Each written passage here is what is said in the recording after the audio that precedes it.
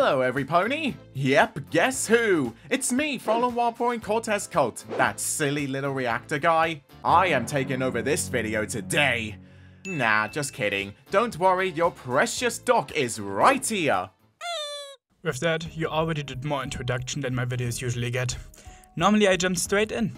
Speaking of, the dragons got a nice revamp in G5, but instead of considering it destruction of G4 lore, I'll see it as an expansion, because it firmly fits the lore as I see it. And that's what we are going to talk about today. The new dragons, their powers, their characters, and where they fit into the overarching story. So strap in everyone, there are many of them. With both of us being huge fans of the resurgence of the dragons in Generation 5, we thought we might as well collaborate on this particular topic, and I was happy to oblige. With 9 dragons established under G5's belt, Spike, Sparky, Blaze, Lux, Fountain, Tumble, Leaf, Jade, and Lava, we will go into detail about them one by one, explaining all about their characters, dishing out some personal theories as to why there could have been more than those seen in the show. Exciting, isn't it? So let's get started on the main question. What even is the Isle of Scaly? Take it away, Doc. The first proper look into the island is the map. And that map is loaded with details. First big thing we notice is that the Dragonstone is actually on the Isle of Scaly. So Opaline went there at least 3 times. First when she visited the stone in the episode Sunny Side Up and didn't get it.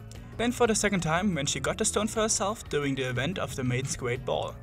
And then a third time to Dragon Knight Lava and Jade, when the species was half awake already during Opaline's disturbance. And all of that was already teased when we saw the map activated for the first time in the Nightmare on Main Street. I'm disappointed in myself that I didn't analyze it deeper back then. What we also see is Sparky's connection to the map, giving us a hint to his special role among dragonkind. First shown in Chapter 5's main Smelody, his scales glowed in close proximity to it before kicking itself into life with his dragonfire. We don't know if all of the dragons have the same ability to activate the map in general, or if it's just Sparky exclusively. The map is similar to a treasure map to find the stone more than the island itself. Following the possible route the main 6 took to travel to the Isle, the one with the dashed lines, that's exactly where they emerge on the island. At the actual mountain the Dragonstone is placed on where Opaline found it. They just came out the other side, which is drawn as the endpoint of the route. The rest of the region is filled with mountains in the west, with a little pond on top, a lagoon in the northeast, and lots of forest in the center, which is where our heroes land at the beginning of Chapter 6. Before getting escorted to Spike's den in the southeast. We then visit said den, which includes multiple resting or sleeping chambers for many dragons. Way more than we get to see here. That sparked our theory that there must have been more dragons in that area, or at least they were supposed to be. Those either died or just never got there in the first place. Another option is that they fled at some point in between Twilight's reign and G5. Those caves must have been prepared during Opaline's siege. And maybe they just couldn't save as many dragons from her as they wanted. Some more little details include some sea ponies with a path to them in the northeast, which we will probably explore during the Set Your Sail comics, and a little picture of a sea serpent a la Stephen Magnet down on the south end, as well as Twilight's cutie mark, implying that she was involved in its creation. One particular detail that I adore on the map is the inclusion of the lighthouse in the bottom left-hand corner. Take note that it's the original lighthouse from A New Generation and not the current Crystal Bright House. This could suggest that Sunny's father, Argyle, was responsible for creating the map in the first place, or at least helping in making it. It can be supported by the fact that it was found in the basement of the Bright House during main Smelody. Being a natural pursuer of ancient history and intriguing artifacts, it would certainly support Argyle's curious personality for being the one to make the map. Argyle and his daughter loved drawing up maps in the past, as shown in A New Generation when we are first introduced to them. There is literally a giant one of Equestria behind his desk, further suggesting his cartography hobby. And, if potentially true, this heavily implies that Argyle must have taken a trip to the Isle of Scaly at least once in his lifetime. Like, imagine if Argyle met his deathly fate during that exposition. Anywho, let's get on to the dragons, shall we? Let's do this. Now let's get into the dragons themselves. Spike is the one dragon we know most about, so let's focus on what we get to see new from him in G5. From ambassador to the dragons, to the actual Dragon Lord, replacing Amber in the process. This begs the question, How did it come to that? I don't have an absolute answer outside of speculations from what was described by Spike in the episode. It was a major crisis with Opaline, and obviously someone had to take charge. It's rather sad to think about, but Ember not being able to assume control is the only reason I can see why Spike would take over. I'm saying she is, if it wasn't already clear, dead. He is more important than ever, and very likely the reason how the dragons survived in the first place. He looks very different now though. He is on all fours, switching from bipedal to quadrupedal. And while many people count that as an inconsistency, I see it as a proof that dragons arch over with age. All the biggest dragons in G4 walked on all fours. Like Amber's father, for example, so it's a likely sign of adulthood in dragons. It was shown that he is capable of teleportation magic, which makes sense from Spike in G4 having the same abilities, but with smaller objects, like the parchments he wrote for Twilight. His fire magic has significantly upgraded, as he is able to now transport himself, along with multiple characters at once. He was the only dragon we knew with a power like this, so he seems to be the main base the production team took when figuring out the designs for the new dragons.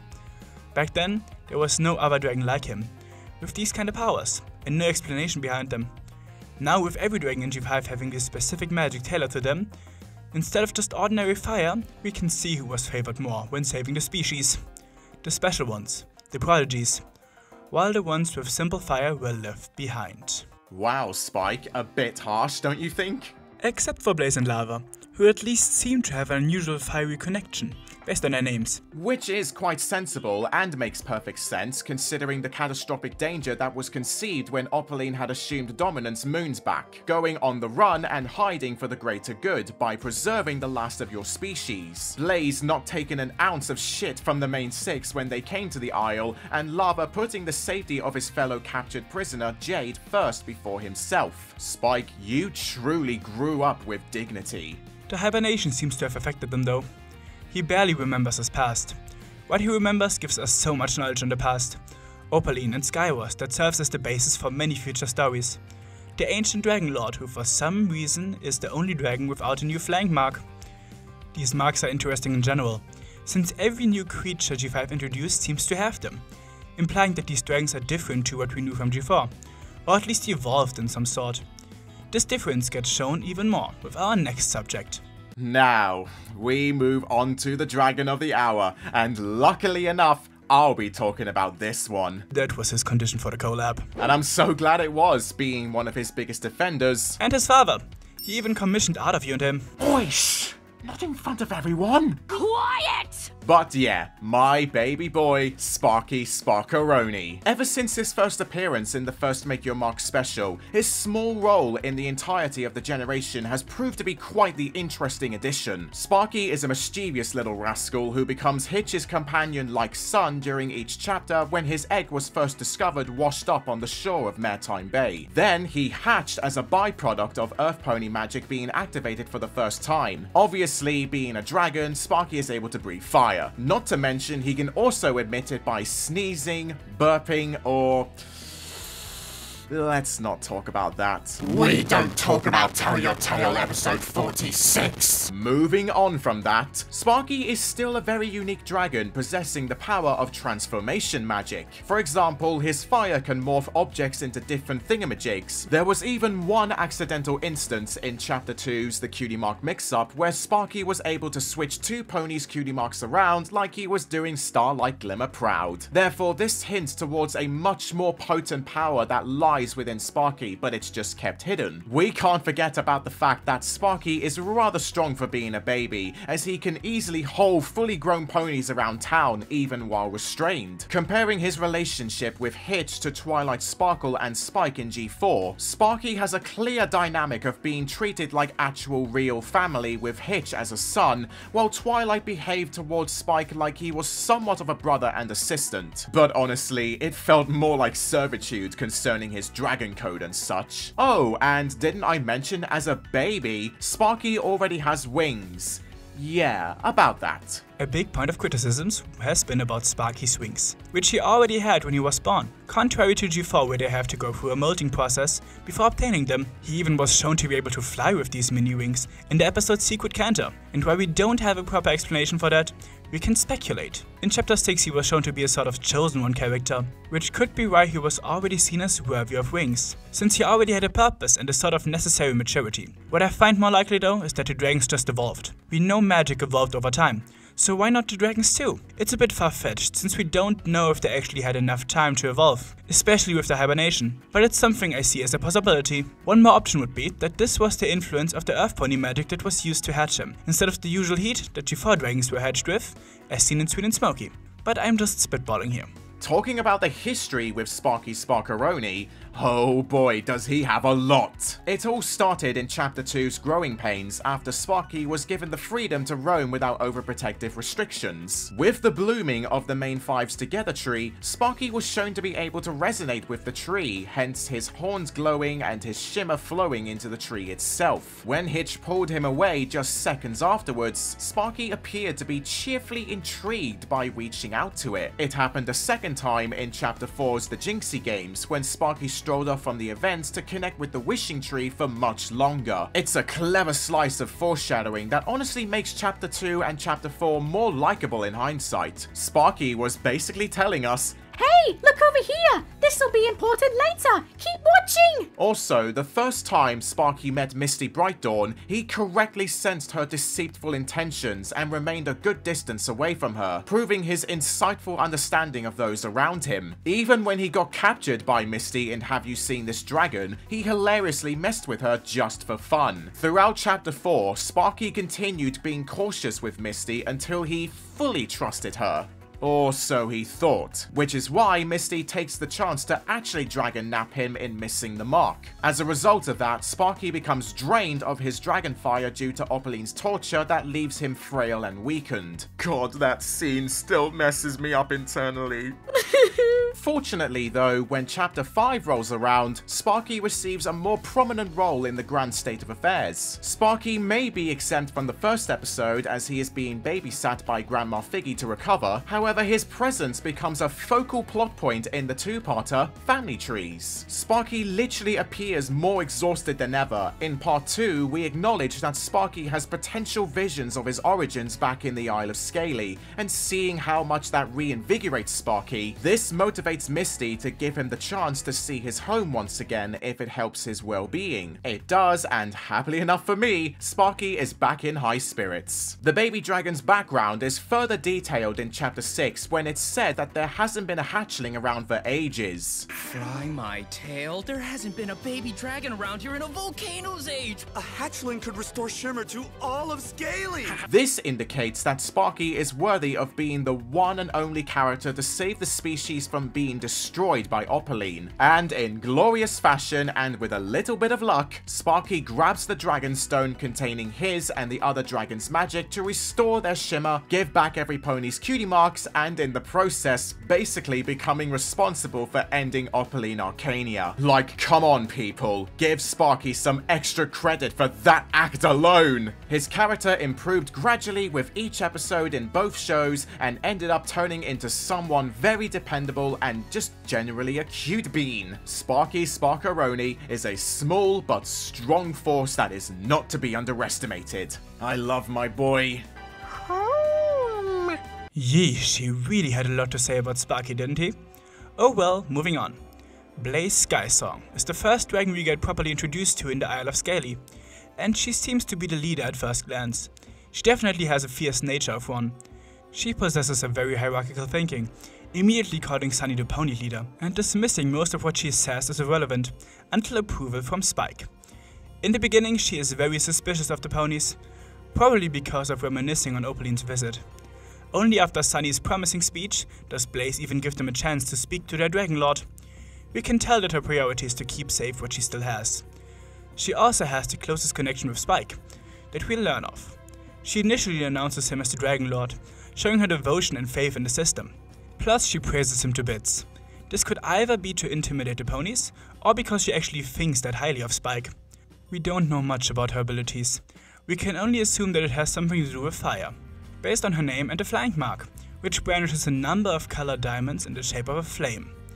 Izzy gives out friendship bracelets throughout it, and Blaze doesn't get one until she accepts them, and gives them a chance, symbolizing her change of heart throughout the episode.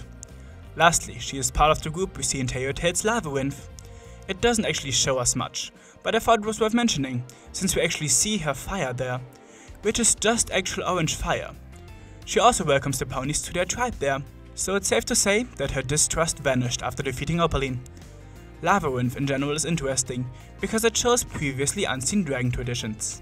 Next, we move on to, arguably, everybody's favorite dragon, Lux. I mean, all of you guys voted for her over Blaze in one of the doc's polls. The yellow happy-go-lucky dragon with the power to illuminate everywhere she goes with her light magic. I can theorize that if each dragon has a specified color of fire, Lux's would either be yellow or white. Her flank mark symbolizes a pink diamond with a sharp magenta arch on the left. Trust me, there is a major lack of decent frames of Lux's mark in the show, so I had to purchase replica models of the dragons to find out what it truly looked like. It cost me 23 quid, so you, yes you watching, better press like on this video for this financial sacrifice. It would have certainly looked better if Lux's flank mark was something related to the idea of light, perhaps a firework or a few fancy sparkles, therefore indicating a relation to her dragon fire and how she is always displayed with a smile on her face in nearly every moment on screen. Lux is quite the adorable Scaly, as she was introduced with such eagerness to create strong friendships with the main six when they arrived on the Isle, as described by Blaze. You're too quick to trust, Lux. This practically defines Lux's entire personality. Although she innocently means well, she is a reckless character, and this is shown excellently in multiple scenes throughout Chapter 6. One, when Blaze discreetly said to keep an eye on Izzy, Pip, and Misty, Lux let it accidentally slip that she was told that by her. And Leaf and I will stay here with you ponies.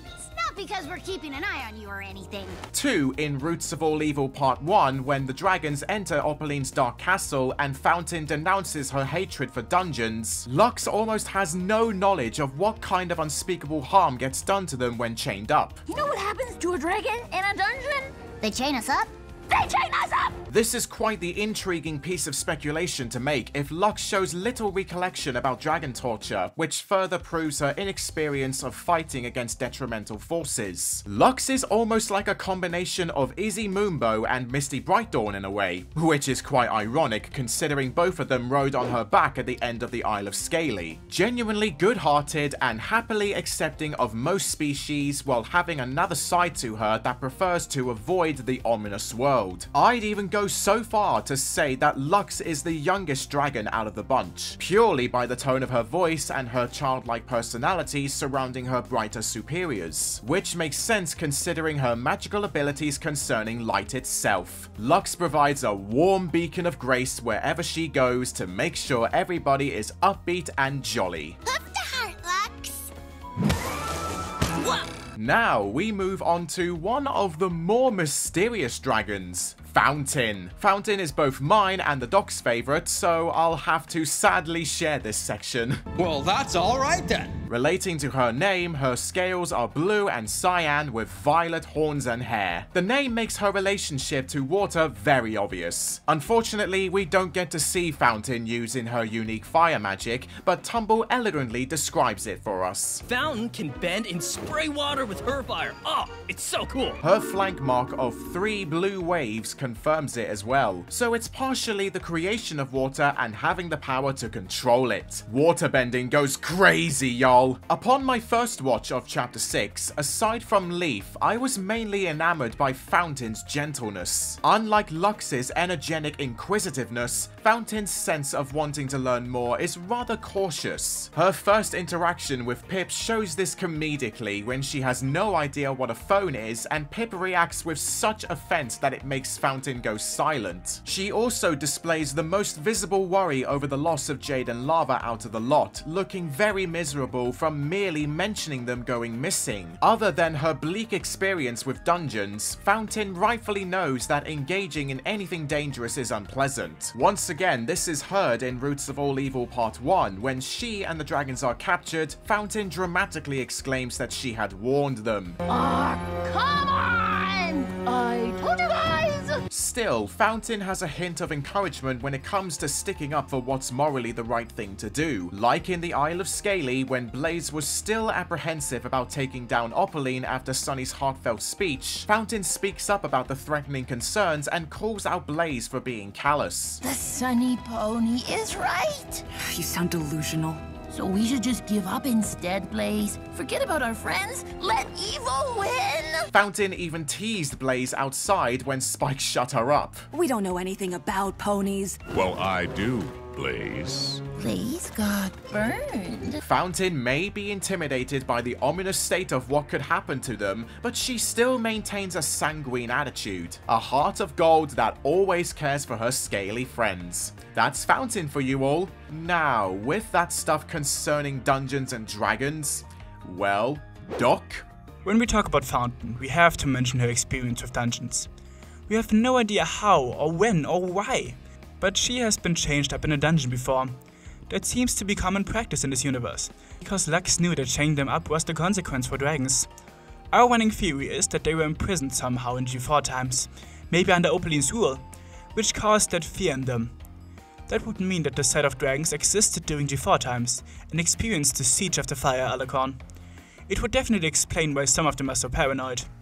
I would love to see some of her past, and where she actually was chained up and her traumatic experiences, because she definitely has some PTSD when struggling during her stomp through the dungeon. It would be an incredible opportunity to learn something about the past, while expanding on Fountain's character. Tumble seems to be the chill brother type. Before seeing him in 3D, I saw him in Telltale. That shaped my mental image of him, to be the wholesome big dude. His entire attitude gives me that vibe. He seems so happy when he sees Sparky. I would classify him as emotional, because he shows equally as much happiness when seeing Sparky as distraughtness when talking about them losing their shimmer. His use of the word dude and his nature of explaining everything about dragons without worry makes him even more like a chill surfer dude. That's also when he demonstrates his wind power and creates the tumbleweed. The flank mark symbol looks like it's supposed to be a breeze, so there's more potential for wind magic. But this is all we know about the guy so far.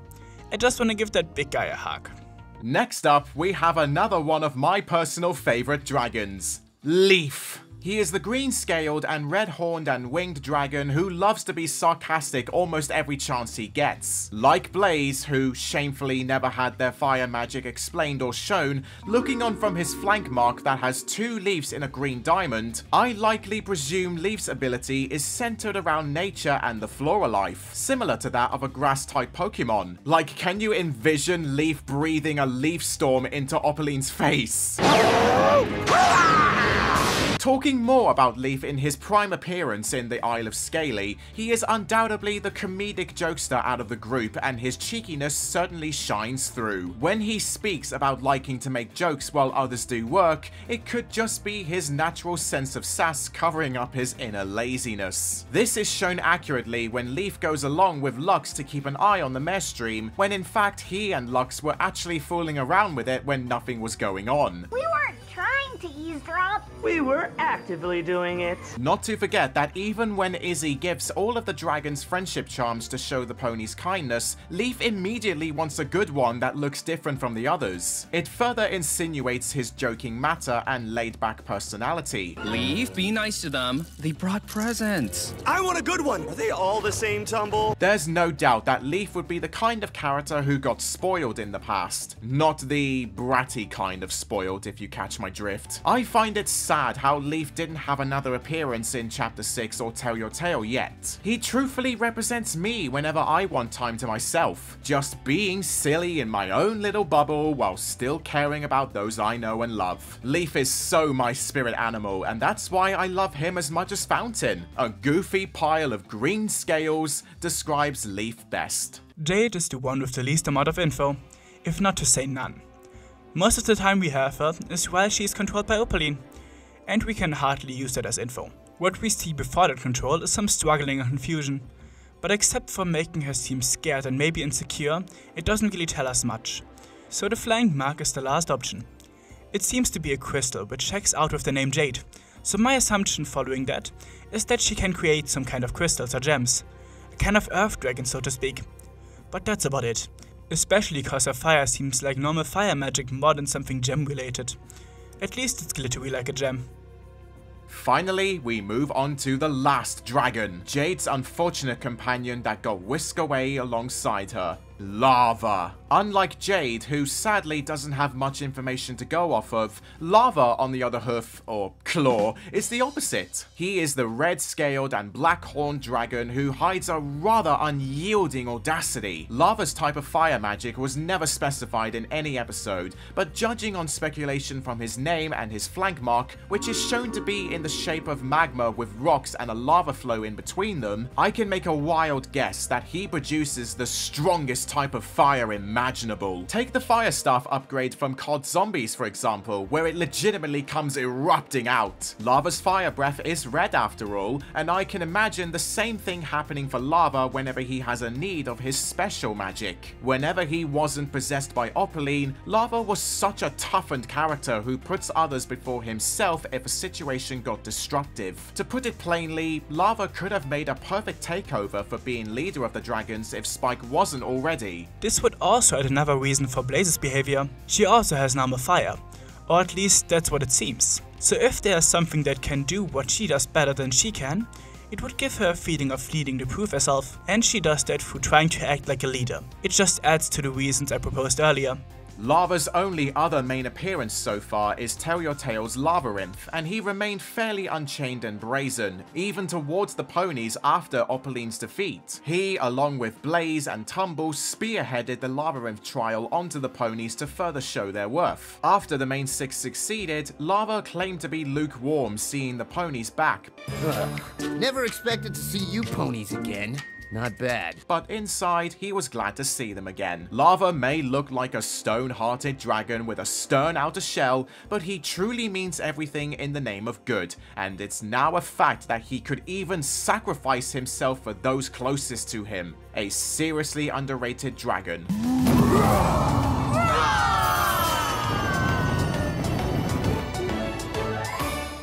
There you have it, folks.